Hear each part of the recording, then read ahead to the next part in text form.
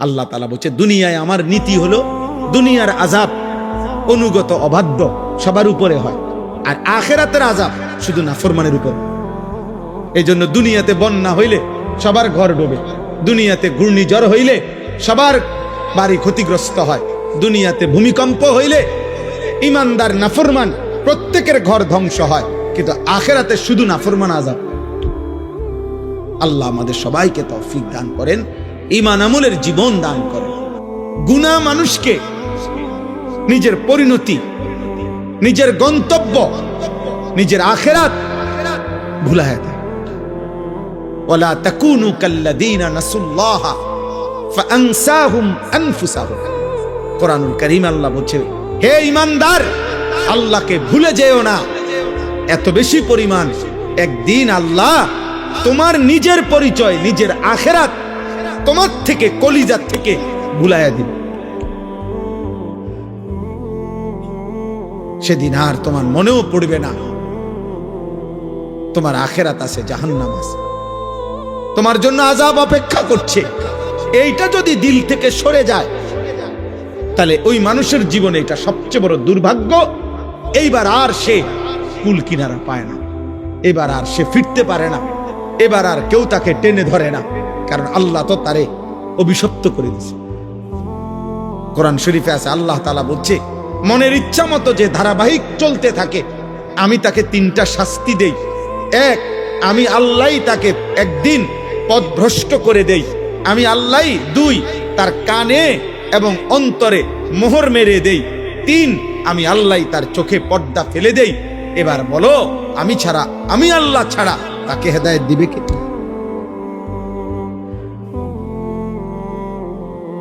এজন্য মূলত তো বক্তা বলেন, ওয়াইজ বলেন, ইমাম বলেন, পীর বলেন, বুজুর্গ বলেন, আউলিয়া বলেন, সাহাবা বলেন, এমনকি নবী বলেন, এমনকি সাইয়্যিদুল আম্বিয়া, আমাদের নবী, আখিরি নবী, শ্রেষ্ঠতম নবী, সমস্ত নবী, রাসূল, আউলিয়া, পীর, বুজুর্গ, উলামা, কারো হাতে চূড়ান্ত হেদায়েত নাই। হেদায়েত চূড়ান্ত শুধুই আল্লাহর হাতে। শেষ ফয়সালা মূলত কার হাতে? আল্লাহর হাতে। বিষয়টা বড় সাংঘাতিক। যাররা পরিমাণ, 100 পরিমাণ স্বজন প্রীতি করার কোন সিস্টেমে নাই, কারণ বিষয়টা মাখলুকের হাতে না, কোন সৃষ্টির, সেই সৃষ্টি যত দামি হোক ওনার হাতে। 12 বৎসর বয়স থেকে 50 বছর নবীজির, এই 38 বছর এক টানা আবু তালেব নবীজির অভিভাবক ছিল, নবীজিকে আগলাইয়া রাখছে, আদর করছে। নবীজি সাল্লাল্লাহু আলাইহি সাল্লামের বয়স যখন 12, তখন আব্দুল মুত্তালিব আবু তালেবের হাতে নবীজিকে তুলে দিয়ে গেছে। আর নবী সাল্লাল্লাহু আলাইহি সাল্লামের বয়স যখন 50, তখন আবু তালেবের ইন্তেকাল হয়েছে। তাহলে মোট 38 বছর। 38 বছর নবীকে যে আগলাইয়া রাখছে, কিন্তু আল্লাহ তাআলা বলছে, বন্ধু, ঈমান আমি দেব না, হেদায়েত দেব না। তো নবী সাল্লাল্লাহু আলাইহি সাল্লাম মৃত্যুর দিন পর্যন্ত অজরে চোখের পানি ফেলছে, চাচার হেদায়েত, চাচার কালেমা উচ্চারণ করাইতে আল্লাহর নবী অজরে কানছে। কিন্তু আল্লাহ বলছে, বন্ধু, হেদায়েত দেব না তো দেবই না, আমনে কানলু দিতাম। কি মনে করে বিষয়টা? কিভাবে ইব্রাহিম আলাইহিস সালামকে মাঝখানে দাঁড় করান, মনে করেন এখানে দাঁড় করান, ইব্রাহিম নবীকে দাঁড় করাইয়া দুই দিকে দুইজন দাঁড় করাবেন, উনার দুই পাশে দুইজনকে, এক পাশে উনার আব্বা, আরেক পাশে উনার ছেলে ইসমাইল, এ পাশে আজর, এ পাশে কি ইসমাইল। আল্লাহ মাঝখানে দাঁড়ানো কে? ইব্রাহিম। তো আল্লাহ যেন বলছে, ইব্রাহিম, এ আপনার কথায় ঈমান আনবে না, ঈমান আনবে।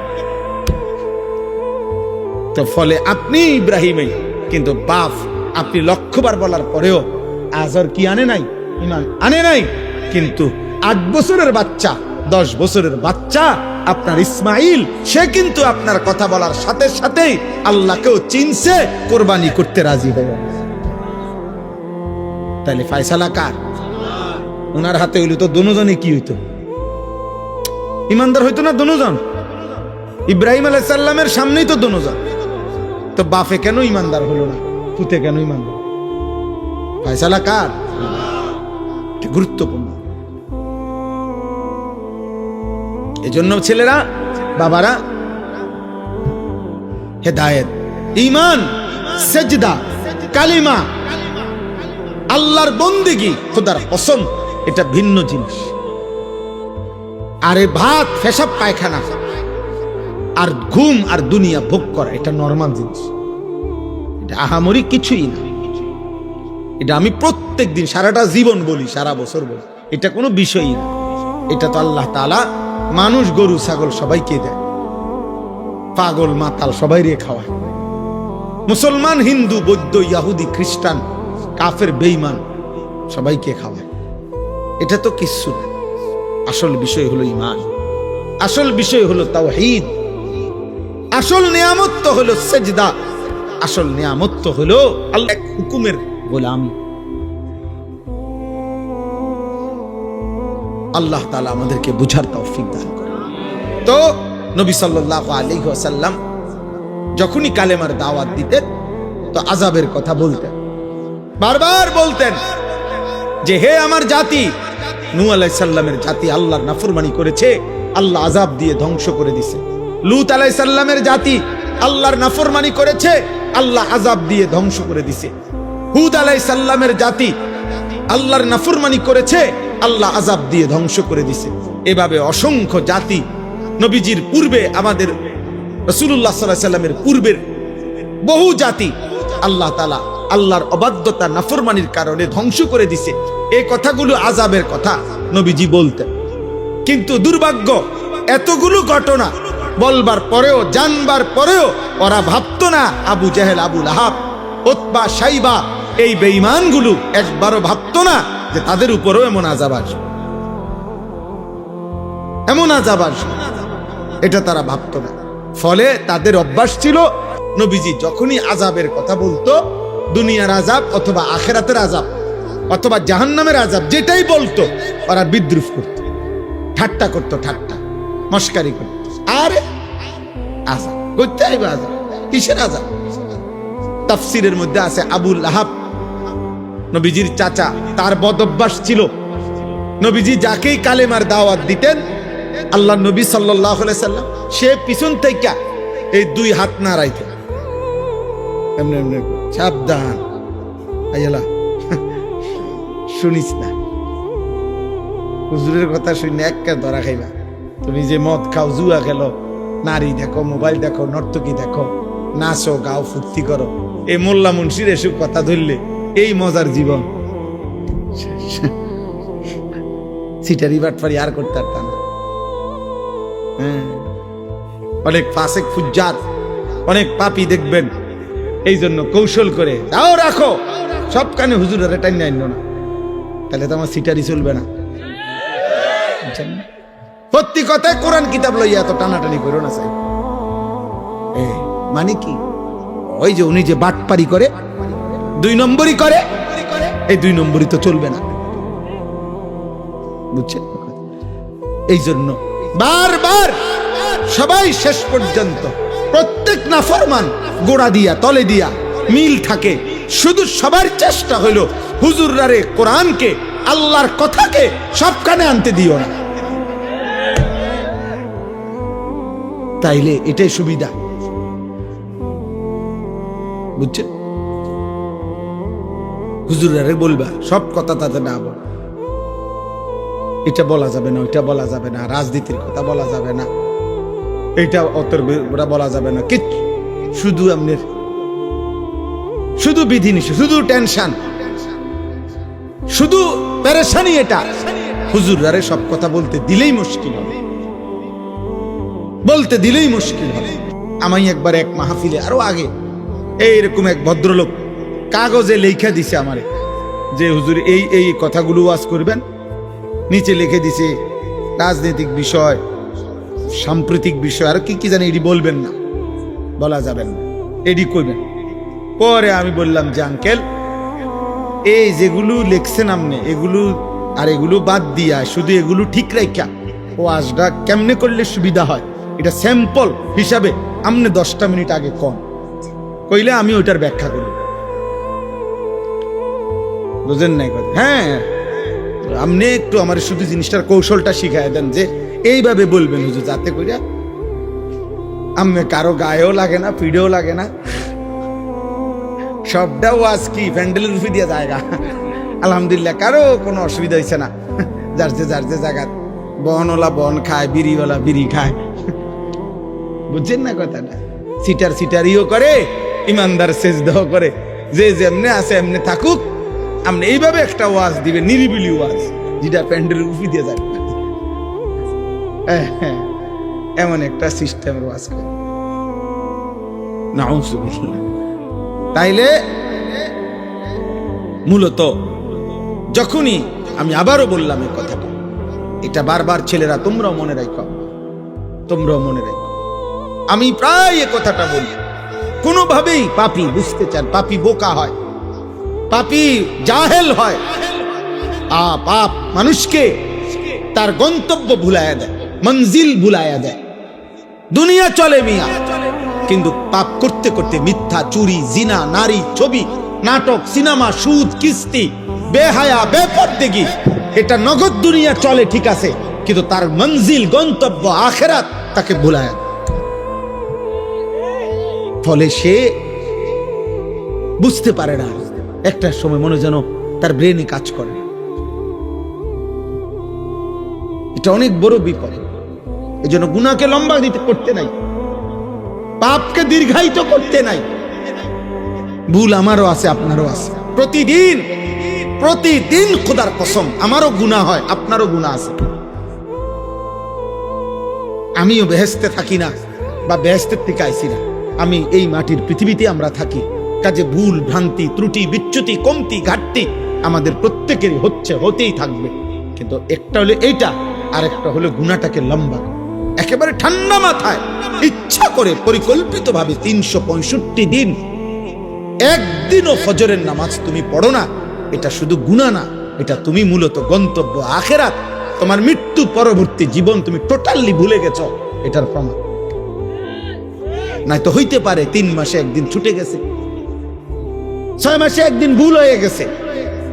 আর একটা হলো গুনাহটাকে একটা সিস্টেমে ফেলাই দিছে, এক তালে, এক রঙে, এক ঢঙ্গে মিথ্যা বলে প্রত্যেক দিন, সিস্টেমে গুনাহ। এইটা কি? এটা প্রমাণ করে তার আখিরাত মনে নাই। ফাআনসাহুম আখিরাতাহুম, তাফসীরে আছে, আল্লাহ বলছে আমাকে ভুলে গেলে একদিন আমি তোমার আখিরাত ভুলায় দেব। ফাআনসাহুম মাসালিহাহুম, একদিন আমি তোমার কল্যাণ, তোমার জন্য কোনটা উপকারী, আমি সেই উপকারী বস্তু ভুলিয়ে দেব। ফাআনসাহুম আওয়াকিবাহুম, তোমার পরিণতি ভুলায় দেব। তোমার পরিণতি তোমার মনেও থাকবে না। আখিরাত, বয়স্ক মানুষ, কথাবার্তা নাফরমানির মধ্যে ডুবা, কোনো চিন্তাও নাই, চেহারা সুরতের মধ্যে কোনো ভাঁজও নাই। এই যে এতগুলো টাকা কিস্তিতে নিছে, এটা যে গুনাহ, ওনার চেহারা দেখলে বোঝা যায়। আজকে এতদিন সুদ খায়, চেহারা দেখলে একটু ভাঁজও নাই চেহারার মধ্যে। আরে আমার মরার হলো, আজ যদি আমার মৃত্যু হয়, কালকে রাত্রে 2:30 বাজে আমি ওই নাজিরা বাজার, আমাদের ক্যান্টনমেন্ট ইউটার্ন, মাহবুবা ইউটার্নে ঘুরতেছি, আমি মাত্র গাড়িটা ঘুরবে, ইউটার্ন নিবে, দেখি একটা লোক মোটরসাইকেল অ্যাক্সিডেন্ট, লাশটা লম্বা পড়ে আছে, হেলমেট মাথায়, পুলিশ দাঁড়ায় আছে। এক নজর তাকায় দেখলাম কোচা কোচা দাড়িও আছে মুখটার মধ্যে। হায়, এ মানুষটা গন্তব্যে কোথাও যাচ্ছে, শুধু ইউটার্নটা ঘুরতেছে। এই ঘুরতে সময় কোনো গাড়ি বাড়ি দিছে হয়তো। ঈদের দিন রাত্রে আমাদের পদ্মার বাজার বিশ্ব রোড, ট্রেন, রাত্রিবেলা বাস বাড়ি দিছে। লাইনম্যান, একজন লাইনম্যানের একটু খামখেয়ালি বাসটা উড়াইয়া ফেলছে, চলন্ত ট্রেন। কেউ জানে না, অনিশ্চিত এক হায়াত, অনিশ্চিত এক জীবন নিয়ে আমরা উল্লাস করছি। আর যদি নিশ্চয়তা পাইতা যুবক, তুই কি করতে? যদি নিশ্চয়তা দিত লিখিত কাগজ 200 বছরের আগে তোর মৃত্যু হবে না, তা আমার মনে সে দুনিয়াটারই জাহান্নাম বানায়।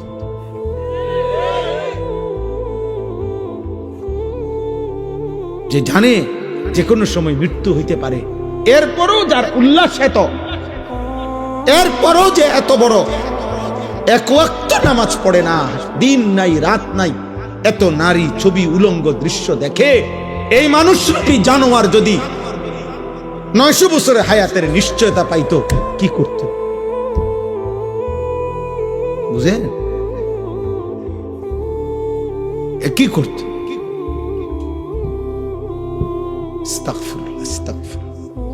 30 দিনের একটি পূর্ণ মাস রমজান আল্লাহ তাআলা আমাদেরকে দিয়েছেন। আল্লাহ তাআলা আমাদেরকে দিলেন। আল্লাহ যেন বললেন, বান্দা আমি নিজের হাতে, আমি রমজানটাকে আমি আল্লাহ নিজ হাতে সাজাইছি। একদিকে রোজা তো আরেক দিকে তারাবি, একদিকে ইফতার তো আরেক দিকে সাহরি, একদিকে এতেকাফ তো আরেক দিকে শবে কদরের বেজর রাত আমি সাজাইছি। প্রথম দশক রহমত, মাঝখানের দশক মাগফিরাত, শেষ দশক জাহান্নাম থেকে নাজাত। প্রত্যেকটা আমলে কমপক্ষে সর্বনিম্ন 70 গুণ বৃদ্ধি। জাহান্নামের দরজা বন্ধ। তোমারে গুনাহ করায় যেই শয়তান, সে শিকলে বন্দী। দরজা শুধু খোলা একটাই, জান্নাত। রাতে কিংবা দিনে, ইফতারে কিংবা সাহারিতে, রোজায় কিংবা তারাবিতে, এতেকাফে কিংবা শবে কদরে, যেখান দিয়ে আমায় আল্লাহরে ডাকো, আল্লাহ যেন বলে দরজা কেবল একটাই খোলা, যেন দিয়ে ডাকো শুধু ঢুকবা কেবল জান্নাতে আর জান্নাত। কারণ দুয়ার তো খোলাই এক, জান্নাত। জাহান্নামে তো রমজানে ঢুকবা কেমনে? জাহান্নামে তো বন্ধই দরজা। ঢুকার রাস্তা শুধুই জান্নাত। এত বড় শ্রেষ্ঠতম মাস, এত বড় সাজানো ফজিলতপূর্ণ মাস, যাদের উপর দিয়ে আমরা পার হইল 30 দিন পূর্ণ, 5টা জুমা এবছর রমজানে আল্লাহ তাআলা আমাদেরকে দান করছেন। 5টা জুম্মা, স্বাভাবিক তো 4টা জুমা হয়, এইবার 5টা জুমা, শেষ দিন জুমা হওয়াতে 5টা হয়েছে। 5টা জুমা দিলেন, পূর্ণ 30 দিন দিলেন। এত ভাবে আল্লাহ তাআলা সাজাইয়া, যার উপর দিয়া এই রমজান পার হইল। রমজানের প্রথম দিন মানুষের মৃত্যু হয়েছিল, বাংলাদেশে মানুষ মরছিল। শেষ দিন, মাঝখানের দিন, তাহলে প্রতিদিন তো কত মানুষের মৃত্যু হয়েছে। এর ভিতর দিয়ে আল্লাহ আমাকে, আপনাকে, কিশোর যুবক তোমাকে, বয়স্ক বাবা আপনাদেরকে আল্লাহ যে হায়াত দিয়ে এই পর্যন্ত 5টা শেষ করলেন, যাদের উপর দিয়া একটা পূর্ণ রমজান গেল, এত বড় শ্রেষ্ঠতম মাস গেল, তো রমজান পরবর্তী দেখার বিষয় তো হইল যে আমাদের জীবনের অর্জন কি হল। যারা রমজানের আগে বিড়ি খাইতেন, সিগারেট খাইতেন, কিস্তি নিতেন, নাচ দেখতেন, গান শুনতেন, নাটক দেখতেন, মোবাইল দেখতেন, সিনেমা দেখতেন, টেলিভিশন দেখতেন, আপনার সামান্য কোনো পরিবর্তন হয়েছে কিনা চাচা বলেন? রমজানের আগে যারা 5 ওয়াক্ত নামাজ জামাতে পড়তেন না, রমজান শেষ হয়েছে, এখন বলেন এত বড় শ্রেষ্ঠতম রমজান পাওয়ার পরে এখন আপনার হালাত কি একটু শুনুন। সুদখোর আপনি বলেন, ঘুষখোর বলেন, কিস্তিখোর বলেন, মোবাইল যারা নারী ছবি দেখতা অভ্যস্ত ছিল, যুবক ভাই, রমজান তোমাদের উপর দিয়েও গেছে, বলো তোমাদের জীবনের পরিবর্তনের কোনো গল্প থাকলে শোনাও। যদি কিছুই পরিবর্তন না হয়, যেমন ছিলাম তেমনই, তাহলে এই একটা মাস কার উপর দিয়ে গেল? আল্লাহ তাআলার এত বড় মাসকে এভাবে বৃদ্ধাঙ্গুলি দেখাইলেন, এভাবে প্রত্যাখ্যান করিলেন। আস্তাগফিরুল্লাহ, আস্তাগফিরুল্লাহ। এভাবে ঠিক যেদিন শুক্রবার সন্ধ্যা হইল, সূর্য ডুবল, 30 রমজান শেষ হইল, সেদিনের পর থেকে আজকের সোমবার এশা পর্যন্ত যাদের 5 ওয়াক্ত নামাজ জুটল না, তাহলে রমজান আপনার উপরে কি আসর, কি প্রভাব ফেলল? আগের মতোই যারা বিড়ি সিগারেট খান, তো রমজানটা আপনার উপরে কি প্রভাব ফেলল?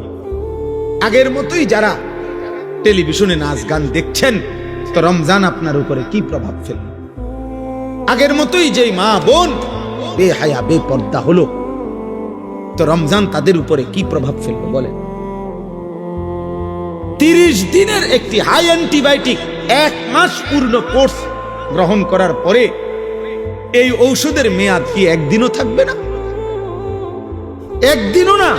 সূর্য ডুবতেই ঈদের দিন পর দিন যারা গান গাইলো, বাজনা বাজাইলো, ডেকসেট বাজাইলো, যেই মেয়ে যেই নারীগুলো বেপর্দা চললো, বেহায়া চললো, যেই কিশোর যুবকগুলো তোমরা বাজি ফুটাইলা, গান বাজাইলা, ডেকসেট বাজাইলা, নারী ছবি নিয়ে নাচ গান করলা, হায় হায় আব্বা, এত বড় একটা মাসকে এভাবে বৃদ্ধাঙ্গুলি দেখাইলা, আল্লাহকে এইভাবে প্রত্যাখ্যান, এটা ঠিক ঠিক। এখানে এই সূরা আমি এই জন্য পড়ছি, এই কথাটা কিছুটা মিল আছে আমাদের আচরণের সাথে। এইখানে আছে নবীজি যখনই ওই মক্কার কাফেরদের সামনে বলতেন আযাবের কথা, তো কাফের বেঈমানরা জানা সত্ত্বেও, পূর্ববর্তী জাতিদের আযাবের কথা ওরাও জানতো, তবুও তারা আল্লাহর নবীকে বিদ্রুপ করত, ঠাট্টা করত।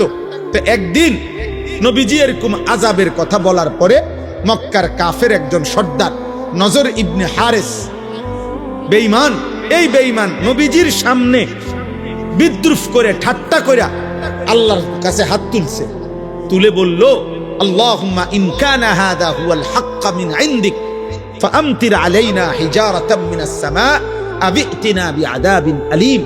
সে বলল, আল্লাহ, মুহাম্মদের কথা মতো যদি কুফর, শিরিক এবং আপনার নাফরমানি করার কারণে আযাবই আসে, আপনি দেন, তো এখন আমাদেরকে আপনার কাছে দেখি কত বড় আযাব আছে, দেন। এই বেঈমান নবীজিকে টিটকারি করে দেন, আমনের হের কথা মতো আপনি যে দেন চাই কিতা আছে আপনার কাছে, দেন। পাথরের বৃষ্টি আমাদের উপরে বর্ষণ করেন, নয়তো আযাব দেন। এই কথাটা বলছি। কত বড় গাদ্দার,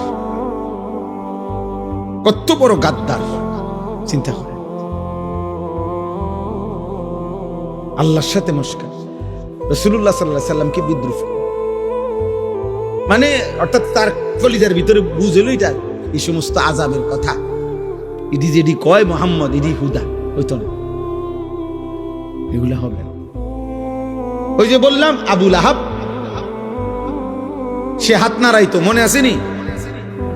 তো এক সাহাবী, 2-3 জন তার সমবয়সী যারা আগে তাদের পরিচিত ছিল, এখন তো সাহাবী নবীর, তো ওরা মাঝে মধ্যে আবু লাহাবকে বলতো, আবু লাহাব, তুমি যেভাবে হাত নাড়াও, আল্লাহ যদি তোমার হাতে তোমার উপরে কোনো আযাব দেয়, নবীকে যেভাবে বিদ্রুপ করো, নবী সাল্লাল্লাহু আলাইহি সাল্লামের পিছন দিয়ে যে হাত নাড়ো, যদি আল্লাহ হাতটা অবশ করে দেয়। তো এই বেঈমানে করতো কি, পরের দিন সকালবেলা এদের কাছে গিয়া, মানে এই যেই সাহাবীরা ওনার এগুলো কইছে তারে, তাগো কাছে যাইতো, যাইয়া কইতে, এই দেখো হাত, তাও কিচ্ছু হয়েছে না, বুঝেন নাই? এই হাতেরে দেখাইয়া বলতো, কই আযাব কই, তুমি না কইছো হাত অবশ হয়ে যায়, তারে কই হইছে কই? এই অসংখ্য অসংখ্য নাফরমান সন্তান আমাদের, ও প্রতিদিন হুজুরদেরকে মনে করে, ইমাম সাহেবকে, বাবা মাকেও বিদ্রুপ করে। আরে আমরা না কইছেন এই হইব এই হইব, কিতা হইছে? আমি তো আগের মতো সিটারি করতে আসি, আগের মতো নাড়িয়ে দেখি, ছবিয়ে দেখি, উলঙ্গ দৃশ্য সারা রাত দেখি, কিচ্ছু হয় না, হইলে তো হইতেই, কিতা হইছে? উফিল লাকুমা আতাইদানিনি আন উখরাজা ওয়াকাদ খালাতিল কুরুন মিন ক্বাবলি। কোরআন শরীফে আছে নাফরমান সন্তান, আল্লাহ বলতেছে নাফরমান সন্তান বাবা মাকে বলে, বাবা মাকে বলে ধ্বংস হন আপনারা, প্রত্যেক দিন আমারে কোন কিয়ামত হইব, আখিরাত হইব, সবাই আবার আল্লাহর কাছে ফিরবো। কই যারা যারা মরছে তারা কই গেছে? চাই এইভাবে। এজন্য দোস্ত, তোমার কর্ম দিয়ে তুমি নাফরমান নিজ কর্ম দিয়ে আল্লাহকে যেন বিদ্রুপ করে, যে আপনি রমজান দিছেন, রহমত, মাগফিরাত, নাজাত সব আমনেরটি আপনার কাছে রাখেন, ধরেন আপনি টিয়ামনে নেন, আমি আগের মতোই নারী, ছবি, নাটক, সিনেমা, সুদ, কিস্তি, বেহায়া, বেপর্দা আমার গুলা আমি আগের মতো চালাইলাম, দেখি আপনি কি করতেন পারেন, করেন যা।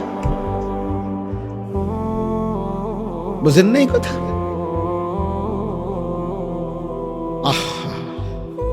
এই জন্য যুবক, একটা রমজান পাওয়ার পরে কোনো পরিবর্তন হবে না। বয়স্ক বাবা, কোনো আচরণ বদলাবেন না, কোনো পরিবর্তন হবে না।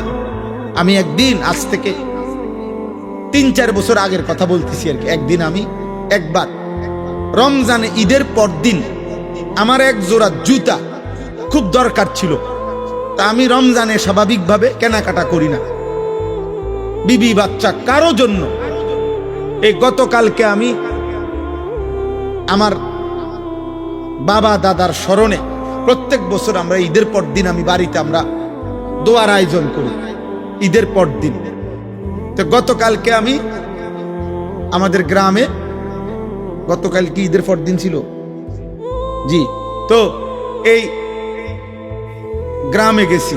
যাওয়ার সময় গতকালকে ক্যান্টনমেন্ট থেকে আমার ছোট মেয়েটার জন্য 2টা হিজাব কিনছি। বলে আগে ছিল না? আগেও ছিল, বাকি নতুন করে কিনছি, কিন্তু এটা ঈদের পর দিন।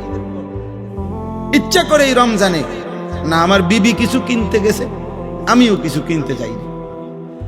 রমজান তো আমার লুঙ্গি জুতার জন্য আসে নাই, রমজান তো নতুন জামার জন্য আসে নাই, রমজান তো গুনাহ মাফের জন্য আসছে।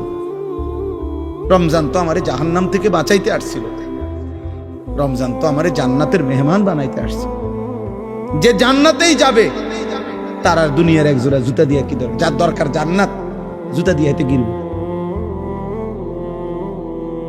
তো এরকম 3-4 বছর পরে একদিন আমি ঈদের পর দিন কুমিল্লা কান্দির পার আমার এক জোড়া জুতার জন্য ভাবছি যে যদি কোনো দোকান খোলা পাই তো এক জোড়া জুতা কিনব।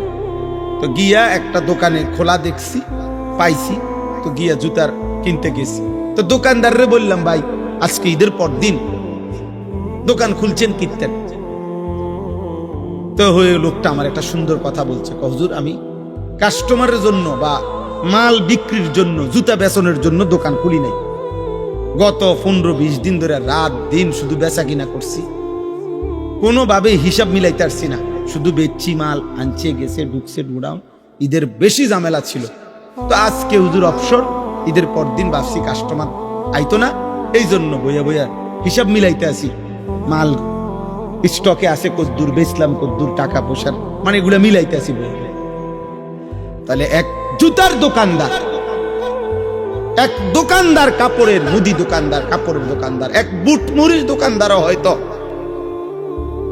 আমার বন্ধু রমজান শেষ হয়েছে হয়তো মিলাইছে তার বিক্রি বেচা কিনা, তার আয় ব্যয়, লাভ লোকসান কদ্দুর হইল, এটা হিসাব মিলাইছে।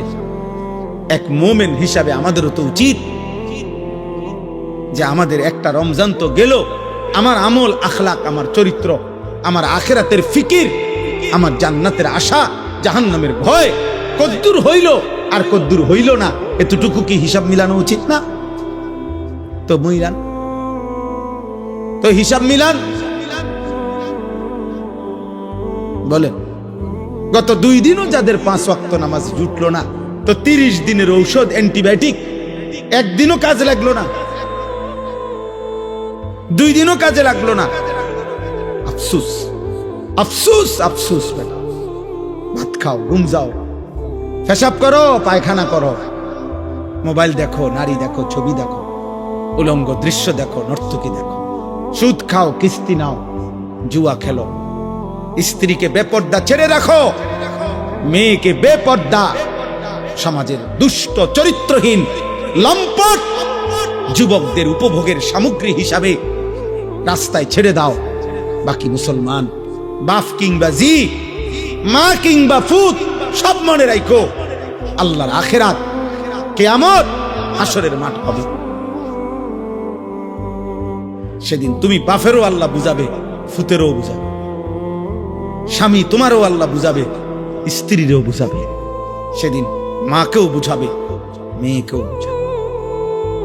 সবাই মিল্লা তামসা ঠিক আছে করেন, আল্লাহ আমাদেরকে বুঝ দান করেন। তো আল্লাহ তাআলা বলেন শেষ, এবার শুধু তর্জমা বলি, আমার কথা শেষ। এই আয়াতগুলোর অর্থ শুনে নেবার, তাইলে শেষ করে। সাআলা সাইলুম বিআযাবিন ওয়াকি', আল্লাহ তাআলা বলেন বন্ধু আপনার সামনে এক নাফরমান বেঈমান নিজের থেকে আমি আল্লাহর আযাব চাচ্ছে। ওই যে চাইলো না বিআযাবিন ওয়াকি', নিশ্চিত আযাব। ও মনে করছে ঠাট্টা, অথচ আসলে নিশ্চিত আযাব সেটা সে চাচ্ছে। তারে বলে দেন লিল কাফিরিনা, এই আযাব নিশ্চিত হবে সমস্ত বেঈমান কাফের নাফরমানদের জন্য। লাইসা লাহু দাফি', ওই আযাব প্রতিহত করবে, ঠেকাবে এমন শক্তি গোটা কায়নাতের কারণে কেন নাই? মিনাল্লাহি জিল মাআরিজ, সাত আসমানের ঊর্ধ্বে সর্বোচ্চ সিঁড়ি, আসমানের ঊর্ধ্বের শেষ প্রান্ত, জমিনের নিচ পর্যন্ত সর্বোচ্চ সম্মান মর্যাদা, সর্বোচ্চ শিখর পর্যন্ত যার ক্ষমতা, সেই সর্বশ্রেষ্ঠ ক্ষমতা মর্যাদার অধিকারী মহান আল্লাহর পক্ষ থেকে এই আযাব আসবে। এমন সৃষ্টিকর্তা, এমন ক্ষমতাধর মালিকের আযাব ঠেকাবে এমন শক্তি কোন মাখলুকের নাই। আছে তারুজুল মালাইকাতু ওয়ার রূহু ইলাইহি, আল্লাহ বলে বন্ধু ওদেরকে বুঝাইয়া বলেন সাত আসমানের ঊর্ধ্বে আরশে আজিম থেকে আল্লাহ তাআলার এক একটি হুকুম কোটি কোটি ফেরেশতা, এমনকি জিব্রাইল এক সেকেন্ডের মধ্যে জমিনে নিয়ে আসে, আবার আরেক সেকেন্ডের মধ্যে আসমানে পৌঁছে। এইভাবে প্রতি সেকেন্ড, প্রতি মুহূর্তে আল্লাহর হুকুম, যেই কোটি কোটি ফেরেশতা এমনকি জিব্রাইল আল্লাহর আদেশ ওয়াহি জমিন থেকে আসমানে ঊর্ধ্বে তুলতে থাকে, এক এক সেকেন্ডে এক এক পলকে। এত বড় বাহিনী, এত বড় ক্ষমতা যেই আল্লাহর, উনার পক্ষ থেকে আযাব আসতে কতক্ষণ লাগবে? তুমি এটা কি মনে করছো শুনানি শুনে লাগবো 3 বছর, এরপরে দিয়া নিম্ন আদালত, উচ্চ আদালত, এরপরে রায়, এরপরে আবার আপিল, এগুলা আল্লাহর আযাব আসতে আসতে 6 বছর লাগবে নাকি? এবার আল্লাহ তাআলা বলেন তাহলে এখন আযাব দিচ্ছি না কেন? সম্ভব নি? আরে বলেন না সম্ভব? আল্লাহর আযাব দেওয়া, আল্লাহ এই সেকেন্ডে গোটা কায়নাত ধ্বংস করা সম্ভব? আল্লাহর আযাব আসা, আল্লাহ আযাব পাঠানো সম্ভব? তো আল্লাহ বলেন কেন দিচ্ছি না এখন? তোমরা চাচ্ছ, এরপর আমি দিচ্ছি না কেন? ফি ইয়াউমিন কানা মিকদারুহু 50 আলফ সানা, কারণ আমি আযাবের জন্য একটি নির্দিষ্ট দিন ঠিক করে রাখছি। সেই দিনটার দৈর্ঘ্য, সেই দিনটার লম্বা হবে 50,000 বছর। সেই দিনের নাম হাসরের দিন, আখিরাতের দিন। আমি সেদিন আযাব দেব চূড়ান্ত। এই কারণে নগদ দুনিয়ায় নগদ আযাব দিচ্ছি না। এটা আমার ফায়সালা দেখে দিচ্ছি না, তোমার ডরে, তোমার ভয়ে আমি দিচ্ছি না। বিষয়টা এমন না। তোমরা কি মনে করো ছেলেরা, যে তোমরা যারা চুল রাখো বেঈমানের মতো, তোমাদের যাদেরকে দেখলে মানুষ ভয় পায়, তোমাদেরকে দেখলেও লেকে মুসলমানের ভদ্র মানুষ বলে বোঝে যে এই দেখলে বোঝা যায় এই যে কোনো মুহূর্তে মানুষের ক্ষতি করবে। এজন্য মনে রাখবা, আমি সবসময় বলি, পাপী তোমারে কেউ ভাবে না। কোন মদখোর, নেশাখোর, গাঁজাখোর, নারী ছবি, উলঙ্গপনা, বেহায়াপনা, অসভ্যতাকে করে, ওরে নিয়ে বেটা এই সমাজের কেউ ভাবে না, তোকে নিয়ে কেউ ভাবে না, বরং তোকে নিয়ে মানুষ আতঙ্কিত। এক রাস্তার কুকুরকে যেমন মানুষ পাশ কাইটা যাইতে চায়, এরকম মাতাল চরিত্রহীন যুবককে দেখেও যেই কোনো বিবেকবান মানুষ পাশ কাইটা পলাইতে চায়, যে এ আর ও একই রকম ক্ষতি করে। এটা পশুরূপী জানোয়ার, এটা মানুষরূপী জানোয়ার, দুইটাই এই সমাজের জন্য ক্ষতিকর। নেশাখোর, গাঁজাখোর, ফুট্টাখোর বাবাখোর, এটাও এই সমাজের জন্য ক্ষতিকর। আর ওই কুকুর যেটা মানুষের কামড়ায়, এটাও ক্ষতিকর। বরং প্রকারান্তরে এটার চাইতে এটা আরো বেশি ক্ষতিকর, এটা আরো বেশি ক্ষতিকর। বুঝেন নাই?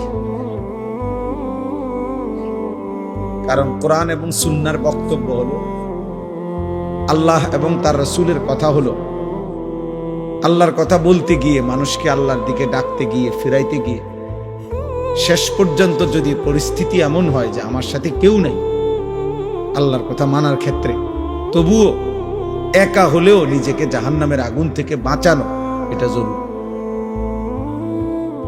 একাই হোক শেষ পর্যন্ত, এই কেউ নাই, তবুও আল্লাহর নবী বলছেন, ওয়ালাউ আনতা আদদা বিআসলি শাজারাতিন হাত্তা ইউদরিকাকাল মাউত ওয়া আনতা আলা যালিক। প্রয়োজনে গাছের গোড়ালি, শিকড় তুমি একাই কামড়াইয়া ধরে থাকবা, তবুও আল্লাহর দ্বীনের উপরে থাকবে। নবীজি বলছে, এমন হইতে পারে যে আর ফ্যামিলির, এলাকার, আশপাশের কেউ আমার সাথে আল্লাহর হুকুম মানার ক্ষেত্রে নাই, তো আমি এক সময়ও এ কথা বলার সুযোগ নাই যে আর আমি একজনে আর কি করব, ঠিক আছে 10 জনের যে গতি আর আমিও এই গতি না, এই কথা বলার কি নাই সুযোগ। বরং একা হলেও নিজেকে বাঁচানোর চেষ্টা করতে জাহান্নাম থেকে। তাইলে বোঝা গেল এই পৃথিবীর কারো ব্যাপারে জবাবদিহি করতে গিয়ে আমি হয়তো কোনো কারণ দর্শাইতে পারবো, কোনো না কোনো কারণ, যে আমার ছেলে কেন দিনদার হলো না, আল্লাহ আমি বলছি শেষ পর্যন্ত। আমার বাবা কেন দিনদার হলো না, আল্লাহ আমি অনেক চেষ্টা করছি, ইত্যাদি একটা একটা কারণ দর্শাইতে পারবেন হয়তো। কিন্তু নিজের ঈমান আমল কেন পালন করলাম না, এই ব্যাপারে কেউ যৌক্তিক কোনো কারণ দেখাইতে পারবে না। এই জন্য আল্লাহ তাআলা কোরআনুল কারীমের মধ্যে আলাদাভাবে বারবার বলছেন, আলাদা গুরুত্ব দিয়েছেন, ইয়া আইয়ুহাল্লাযীনা আমানু আলাইকুম আনফুসাকুম, হে ঈমানদারগণ তোমরা প্রত্যেকেই নিজেকে আঁকড়িয়ে ধরো। মানে আর কেউ না থাকুক, কিন্তু তোমার ঈমান, তোমার আমল, তোমার আখলাক, তোমার আখিরাত তুমি একা হলেও ঠিক করো, ঠিক করো। হযরতে আসিয়া ফেরাউনের ঘরে থাইকাও তিনি প্রমাণ করছেন যে আমি একা হলেও ফেরাউনের মতো এত বড় জালেম বাদশাহ, খোদা দাবিদারের ঘরে থেকেও আমি একাই আমার ঈমান হেফাজত করছি। উনি পৃথিবীবাসীকে উদাহরণ দিয়ে গেছেন যে আমার স্বামী প্রচন্ড ভাবে আমাকে আল্লাহর প্রতি ঈমান থেকে ফেরাইতে চাইছে, সর্বোচ্চ জুলুম করছে, শরীরের চামড়া খুলে ফেলছে, পেরেক মারছে। ও ফিরআউনা দিল আওতাদ, কোরআনুল কারীমের মধ্যে আছে ফেরাউন ছিল পেরেক মারত, যারে শাস্তি দিত তার সারা শরীরে পেরেক মারত।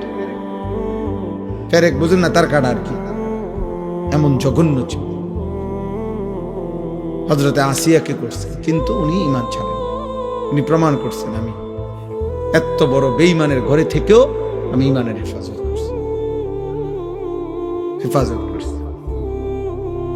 এজন্য এটা জরুরি। পৃথিবীতে আল্লাহ তাআলা এই নমুনা আমাদের সামনে দেখাইছে। অনেকেই অনেক সময় আমরা এ কথা বলতে চেষ্টা করি যে হুজুর গ্রামে অনেক এরকম হয়ে গেছে, মানুষ সব এরকম হয়ে গেছে, এই জন্য এটা বলার কোনো সুযোগ নাই। ইয়া আইয়ুহাল্লাযীনা আমানু কু আনফুসাকুম, হে ঈমানদারগণ তোমরা সকলেই নিজেদেরকে বাঁচাও, ওয়া আহলিকুম এবং পরিবারের সদস্যদেরকে বাঁচাও, নারান জাহান্নামের আগুন থেকে। এই যে আলাদা করে বলছেন তোমাকে বাঁচাও, আবার আলাদা বলছেন পরিবারের সদস্যদেরকে বাঁচাও।